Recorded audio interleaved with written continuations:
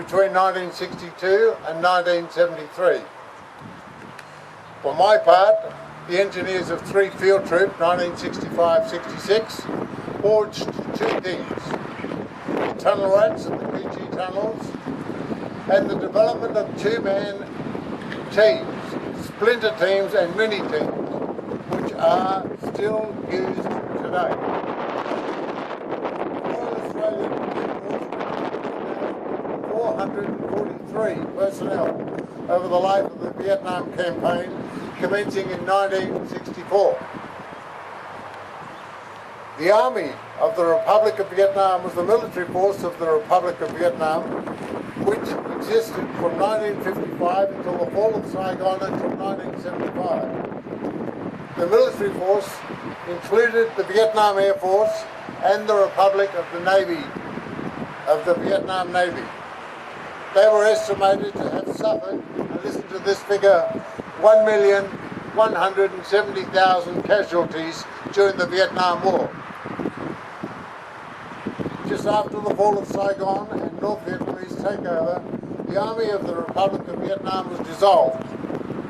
While some members had fled the country to the United States or elsewhere, hundreds of thousands of former forces of the Republic of Vietnam were sent to re-education camps by the newly unified Vietnamese Communist government. I particularly welcome the former members of the Republic of Vietnam forces amongst us here today. Military mateship was forged during war service, and it has a particular unique nature, as mates are all you have to rely on as you face together the possibility of death each day. This immeasurable, hard to define and comprehend aspect of war builds mateship and sense of responsibility, which stretches forever across the miles and the years after that war service. Many of Australia's Vietnam veterans help other veterans who have experienced this unique nature of military service. As volunteers, they work in fields of advocacy, of pensions, of rehabilitation, and in welfare. Daily, veterans are helping veterans. Veterans are helping families. Veterans are helping widows. And veterans are helping serving members.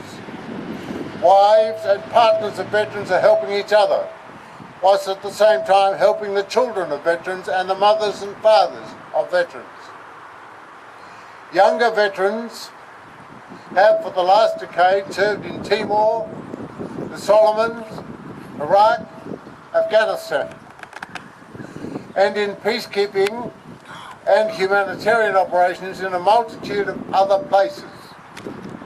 The challenge for those currently serving and for those no longer serving is to build linkages between regimental associations, ex-service organisations, that's ESOs, and current serving members.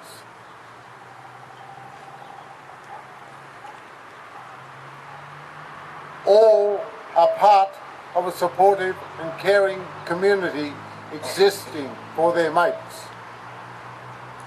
In order to provide the diggers of today with a community for tomorrow, regimental associations and ESOs must be made attractive and relevant to current serving members and their service. Significantly, and to demonstrate their relevance, ESOs, regimental and unit associations can play a very important role in the transition from the Australian Defence Forces to civilian life. This means it is time for Vietnam veterans to consider the next step in the development of many associations. That sounds like a clear description of mateship, founded in the unique nature of military service. Broken bodies, minds, and families are common, but not the only byproducts of war.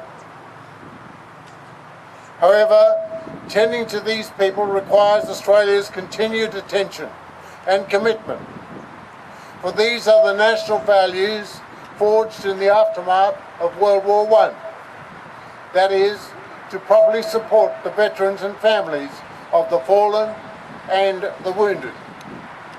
This can best be done by exploiting the long-held values of Australian mateship.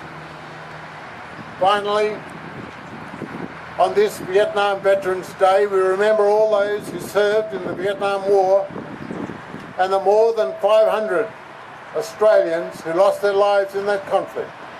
We say thanks as a nation for their contribution. Thank you.